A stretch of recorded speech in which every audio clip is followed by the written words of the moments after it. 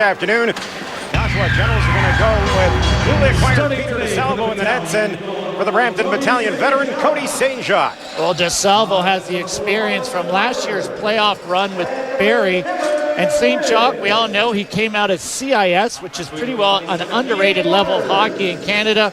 So, you know, Brampton is looking for one of their new goaltenders to take the #1 reins this season. There was some strong defensive coordination. And, of course, when you look at his numbers in Barrie, they've struggled. Dylan Blujus hammers it deep again. Here we go. Fight inside the battalion end. Alex O'Neill will go toe-to-toe with Emerson Clark. O'Neill, watch that big right. Clark gets it. O'Neill struggling to keep to his feet right now. A wild swing from O'Neill. He goes down. Clark with two big punches and gets the best of this one. Clark is definitely fired up, and it's early in the game, so we'll see how Brampton reacts to Clark. Maybe whooping up a bit, but give them both credit. Michael Santini through the middle. Santini gets it away. Opportunity for the battalion. They score. Alex O'Neill gets the battalion up 1-0 on a nifty pass from Michael Santini, beating Peter DeSalvo, and only the battalion fifth shot on goal. They lead 1-0. O'Neill finds himself 2/3 of the way to a Gordie Howe hat trick. He's already had the fight in the goal. And this is one of the things, if you're a Brampton fan, you're frustrated because here's a great pass by Santini. O'Neill beats the goalie just above his pads on the ice, and you see a play like this and you're wondering, how come we can't connect like this more often? That's the kind of offensive... The physical toughness to this battalion lineup. And when your fourth line guy, here's another opportunity. Barclay Goodrow goes 5-hole. DeSalvo squeezes the pads and makes the save. The other way they come. Christian Thomas gets by Wynn. Thomas cuts out in front. He scores. Christian Thomas ties the game at 1. Well, Thomas all kinds of time to decide what he was going to do on this one. St.Jacques backing in as far as he could. Probably could have gone with the poke check when he looks at it in hindsight. But this goal is created by the fact that at the other end, Goodrow was on a breakaway and wasn't able to put a puck right behind the goaltender. That would have really made a big difference here if we could have made it 2-0 for the Brampton Battalion. What a burst of speed from Chris. Thomas comes flying through. Sabourin now.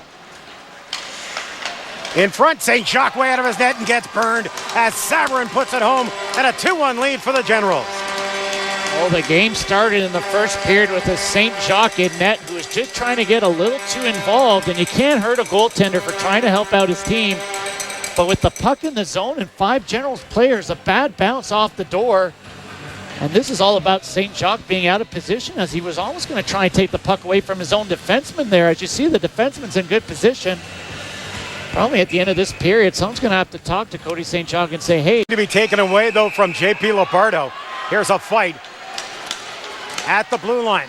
Suellentrop tied up, and a big uppercut coming from Zach Bell as he drops him. Zach Bell with a huge right hand. Old school hockey folks are going to be happy with this fight right here. As point shot to the front of the net. DeSalvo kicks it wide. Comes back to Ian Waters again, trying to work it down low.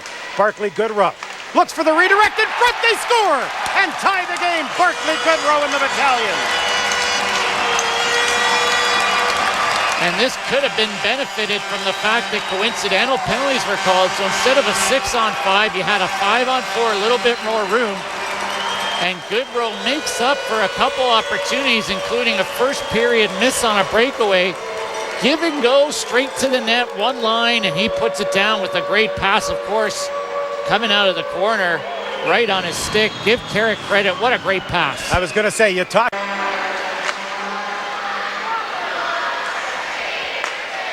That does it for regulation time. Bonus hockey on Rogers TV. The Battalion and the Generals will move to overtime. Oh, Brant. In front of the net, and he hit Ian Waters. Waters. Blujus at the point. Blujus back for Waters. Scores! Ian Waters in overtime. The wrist shot makes it 3-2, and the Battalion send the Generals home on the losing end. DeSalvo cheated to the stick side, and Ian Waters buried it high. Well, the Battalion benefit from a broken hockey stick here in overtime.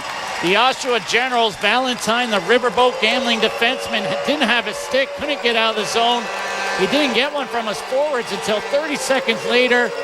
And Brampton can thank a broken hockey stick in overtime with a lot of hard work this afternoon for a 3-2 victory.